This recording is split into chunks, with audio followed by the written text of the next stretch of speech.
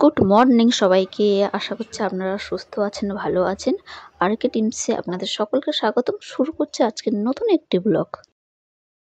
সকালে ঘুম থেকে উঠে ফার্স্ট কাজ হলো ব্রাশ করা। ব্রাশ করে ফ্রেশ হয়ে একটু জল খেয়ে নিলাম। সকালে জল খেতে খুব কষ্ট হয়, কিন্তু আমার তো এই সময় একটু বেশি করে জল খাওয়া উচিত, তাই কষ্ট হলেও সকালে একটু বেশি করে জল খেয়ে নিলাম। খেয়ে চলে এসেছি বিছানা গুছাতে। বিছানা চাদরটা আজকের চেঞ্জ করব। বিছানাটা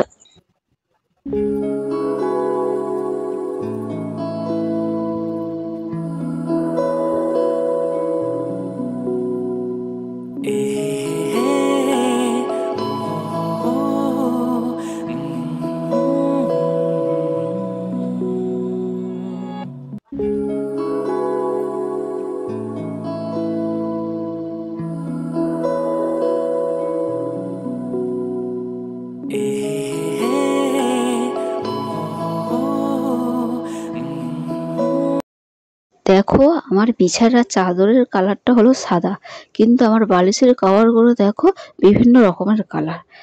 যখন হাতের দ্বারা যেই কভারটা পাই সেই কভারটাই লাগিয়ে নিই। আমার কোনো ম্যাচিং এরকম ব্যাপার নেই। ম্যাচিং যদি হাতের দ্বারা পেয়ে যাই লাগিয়ে দিই, আর না পেলে যেটা পাই সেটাই লাগিয়ে দিই।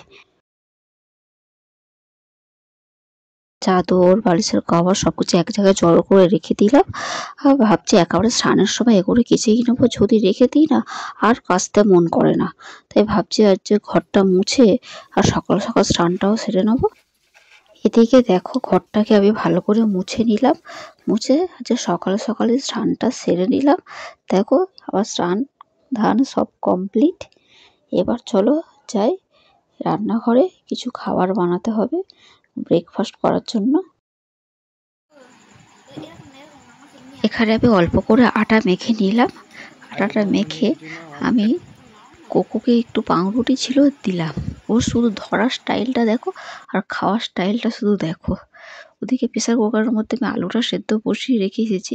আলুর তরকারি আর রুটি করব। তার আগে আমি কোকোর খাওয়ার স্টাইলটা দেখে দাঁড়িয়ে গেলাম। কি সুন্দর ধরেছে দেখো। ও যে কোনো খাবার ওকে দিলে না, ও বেশ ভালো মতন করে ধরে যাতে না পড়ে এভাবে একা একাই খেতে থাকে। এদিকে আবার আলুটা সেদ্ধ হয়ে গেছে। আলুটা সেদ্ধ করে নিলে কি বলো তো, রান্নাটা তাড়াতাড়ি করা যায়। যেহেতু সকালে জল খাবার খাবো, বেশি দেরি করলে হয় না। তাই এদিকে আলুটা সেদ্ধ করে নিলাম, ওদিকে তরকারিটা একদিকে বসিয়ে দেবো। তাই এদিকে কটা রুটি আমি করে নেবো।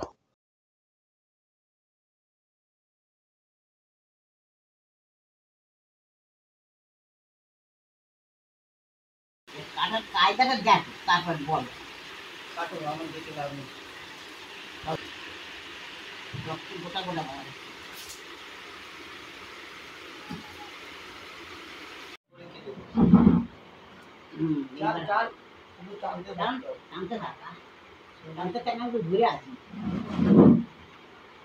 হ্যাঁ, আর এটা কত সুবিধা হবে জানেন না তো। এরকম করে পুরো কাটে খুঁটি গায়ে দিতে যায়। বিরাট বইবাস এবার তুমি মাথার কাছে ধরো, মরে গেছে ওখানে ধরে নাও আর টান দিও।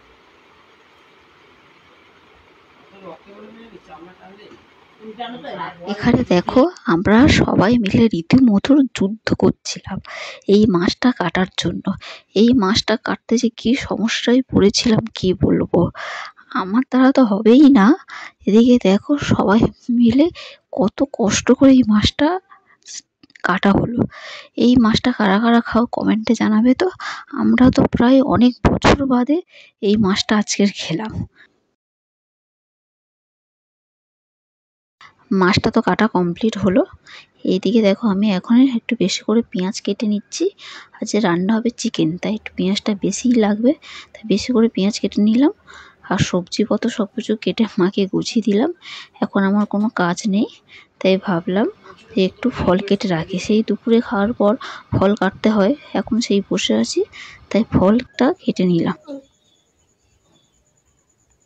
ধর কোকো, ধর কোকো, ধর।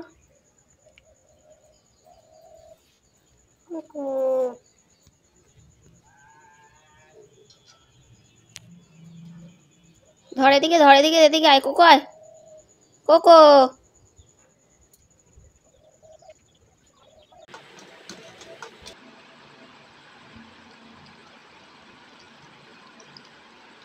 এটা দেখে কি মনে হচ্ছে তোমাদের?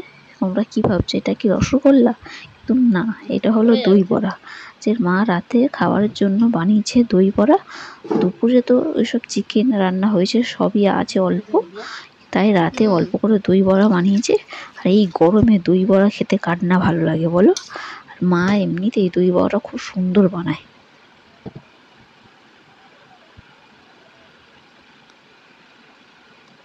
আজকের ব্লগটা এই পর্যন্ত, আবার দেখা হচ্ছে পরের অন্য একটি ভিডিওতে।